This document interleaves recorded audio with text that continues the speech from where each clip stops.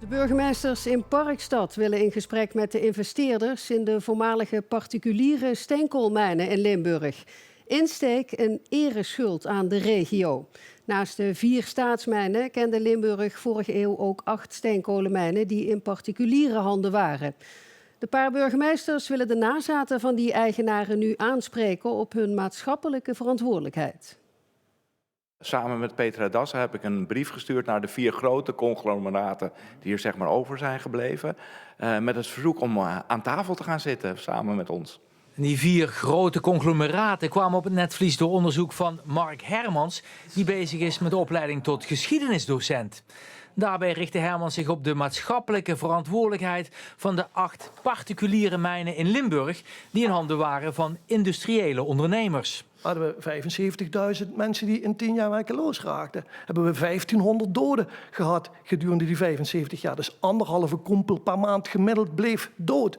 En dan hebben we nog 10.000 mensen die zijn gestikt. Dus stel dat er nog eens bij op. Dan zou ik zeggen, ja, dan hebben we toch alle reden om te kijken of we hier niet zeg maar, met ereschuld nog wat meer kunnen doen dan wat er tot nu toe is gebeurd.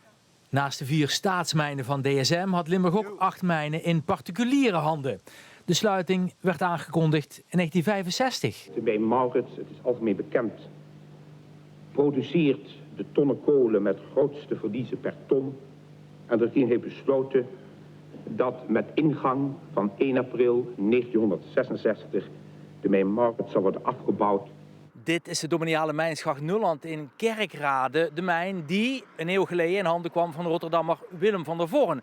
En hij verdiende hier het geld dat hij en zijn familie uiteindelijk prima belegden. En waar grote conglomeraten uit voortkwamen. En juist bij die bedrijven, bij die investeerders, zegt Mark Hermans, zouden de gemeente uit Parkstad zich nu moeten melden voor een ereschuld. Ja, ze hebben nu onder andere geïnvesteerd in Coolblue, in BNR Nieuwsradio. Ze hebben geïnvesteerd in Boskalis, in Engie. Ze hebben in Fortis Paribas, de bank, geïnvesteerd. Hele grote bedrijven, conglomeraten die in Nederland en in Europa enorm actief zijn. Zo vielen de 4 Oranje Nassau-mijnen onder de paraplu van de familie De Wendel. En die Wendelgroep is een eeuw later een grote investeringsmaatschappij geworden. Hermans zou graag zien dat die particuliere industriëlen van toen meehelpen in de schuldsanering in Parkstad. Burgemeester Roel Wever denkt ook aan nieuwe kansen in de toekomst. Als je nou vanuit het verleden nadenkt en je kijkt naar die toekomst, denk met ons mee over echte economische structuurversterking. Ga mee investeren in het mijnwaterproject. Dat vergt een enorme investering. Denk mee over wat gaan we doen met die Einstein-telescoop. Hoe zorgen we ervoor dat die werkgelegenheid vanuit deze regio dan gevoed wordt naar zo'n Einstein-telescoop.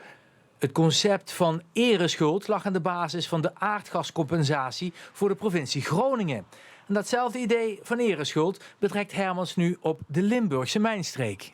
Dat is dus 22 miljard gaat nu naar Groningen voor sociale programma's. En dan zeg ik, nou ja, in Limburg hebben we niet alleen die mijnschade, die bodemdalingen en de scheuren in de huizen, maar ook de scheuren in de harten. En dan mogen we eigenlijk ook nog wel eens een keer met de overheid in gesprek gaan of niet nog wat extra's kan worden gedaan op die plekken daar waar nu nog de sociale nood het groot is. En dat is namelijk in de mijnstreek, de voormalige mijnstreek, de Parkstadregio.